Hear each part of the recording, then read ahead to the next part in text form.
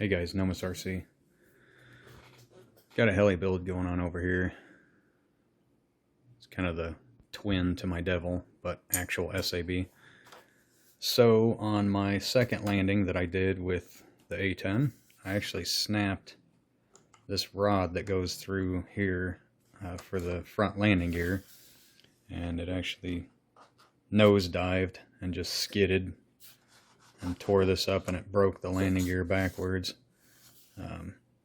I just want to kind of show you what I figured out as a fix, because that part, you can get 3 of those rods from Horizon Hobbies for $5, but they're out of stock, and they're not going to be in stock for probably months.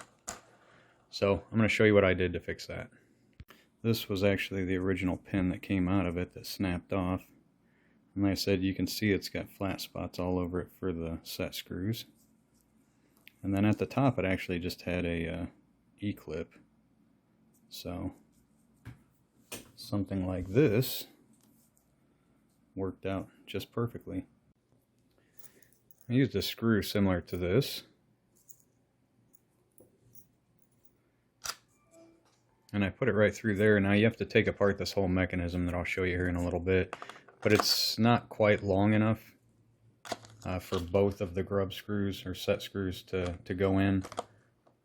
So I had to go to Ace Hardware today after work and grab a couple that are a little bit longer. The shorter one right here is what's in there currently, and so we got a couple of different sizes. We'll see what fits best. Let's get this thing apart.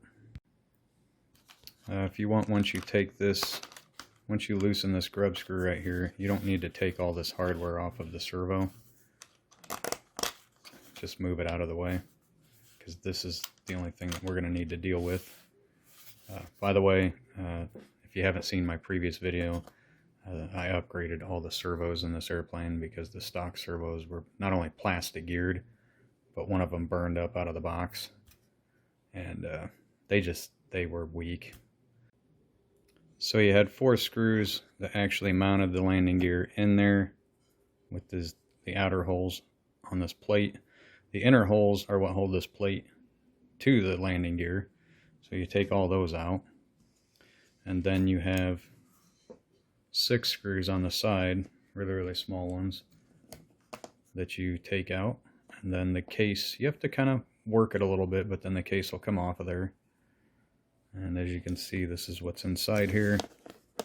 But it's just a motor that basically spins a nut on a bolt. And that's what makes your landing gear go up and down. So you can see where the screw is that I was currently using. But we're going to put one in there that's actually a little bit bigger in diameter too than I got here.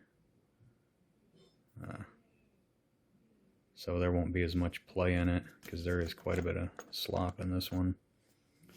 Alright, let's get it put together. It is approximately 45, and then the thickness is about 4 millimeter. It seems to fit perfectly in the landing gear. Very little slop, unlike the other bolt. But it's not passing the sides on this.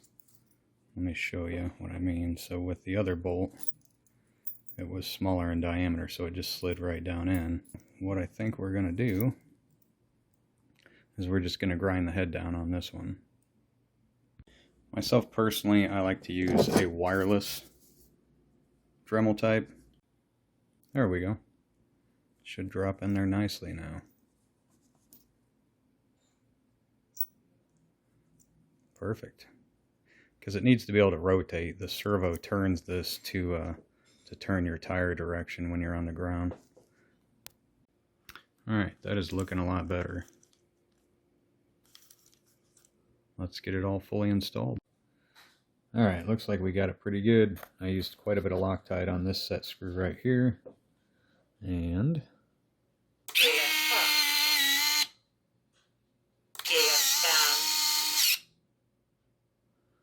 looks pretty good. No binding or anything.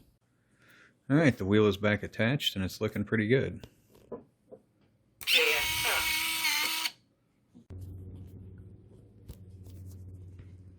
It's supposed to be able to slip on this bar right here so that it doesn't turn the tire while it's turning your rudder. It's looking good.